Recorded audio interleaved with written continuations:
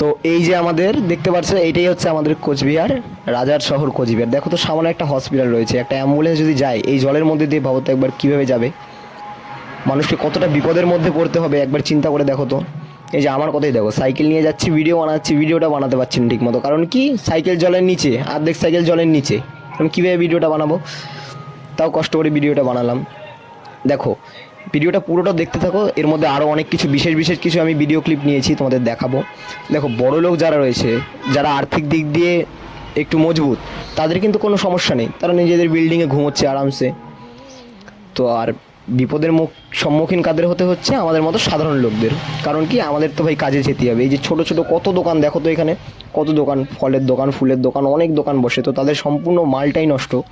কারণ কি আজকে দোকান বন্ধ, এত জল, তারা যে ঘরে মালটা কিনে নিয়ে রেখেছিল সম্পূর্ণটাই তাদের নষ্ট হয়ে যাবে। তার মানে কি অনেকটাই লস হবে তাদের। তো এই যে এটা দেখো, এটা হচ্ছে আমাদের কোচবিহার বাস স্ট্যান্ড। দেখো তো এই কাউকে আমি জিজ্ঞেস করেছিলাম, তো বললো কাজে যদি না যাই তাহলে পরের দিন খাবো কি। তার মানে বুঝতেই পারছো। ভিডিওটা দেখো, দাঁড়াও সামনে আরেকটা বিশেষ কিছু দেখাচ্ছি তোমাদের, দাঁড়াও আরেকটু আগিয়ে নিক ভিডিওটা। ওই যে দেখো দূর থেকে কিছু লোক আসতে দেখা যাচ্ছে, ওদের একটা বাচ্চা কোলে নিয়ে একটা লোক যাচ্ছে। তাকেও আমি জিজ্ঞেস করেছিলাম, ওগুলো ভিডিও নেওয়া হয়নি, যাই হোক। তো তাকে আমি জিজ্ঞেস করেছিলাম, বলো আমরা তুফানগঞ্জ থেকে এসেছি, ঠিক আছে। তো তারা এখানে নিশ্চয়ই কোনো কাজে এসেছে, এত জলের মধ্যে, এত জলের মধ্যে তারা যাচ্ছে। তো মানে সাধারণ মানুষদের যত সমস্যা আছে সব সাধারণ মানুষদের, বড় লোকদের কিন্তু কোনো কিচ্ছু যায় আসে না তাতে। এই দাদুকে দেখো তো, এই বয়সে এই বৃষ্টির মধ্যে এত জলে রিক্সা নিয়ে বেরোছে। কারণ কি সে যদি আজকে রিক্সা না চালায় তাহলে কি খাবে তার জানা নেই। তো আমি তোমাদের ভিডিওটা দেখানোর মানে হচ্ছে, করে দেখানোর মানে হচ্ছে যে তোমরা একবার দেখো, সাধারণ মানুষকেই যত সমস্যা আছে সম্পূর্ণটা সাধারণ মানুষকেই সম্মুখীন হতে হয়। যারা আর্থিক দিক দিয়ে মজবুত তাদের কোনো সমস্যা নেই, তারা রিল্যাক্সে জীবনযাপন করছে, কিন্তু আমাদের যেতেই হবে।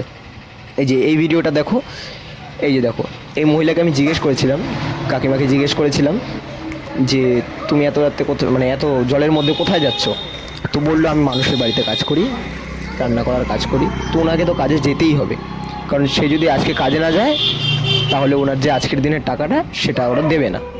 তো উনি বললো না আমাকে কাজে যেতেই হবে। মানে যত সমস্যা আছে সব গরিব মানুষদের, এটাই হচ্ছে বিষয়। এই জলের মধ্যে দিয়ে যাচ্ছে, একবার চিন্তা করে দেখো তো। তো ভিডিওটা যদি ভালো লাগে একটু শেয়ার করে দিও, মানুষকে একটু দেখার সুযোগ করে দিও। দেখো ভিডিওটা করার মানেই হচ্ছে লোকদের জানানোর যে গরিব মানুষ কত বিপদের সম্মুখীন করতে হয়, ঠিক আছে। তো ঠিক আছে বন্ধুরা, পরে আরেকটা অন্য একটা কোনো ভিডিওর মধ্যে তোমাদের দেখাবো, ঠিক আছে। ভিডিওটা ভালো লাগলে লাইক কমেন্ট করো, শেয়ার করো একটু বেশি করে।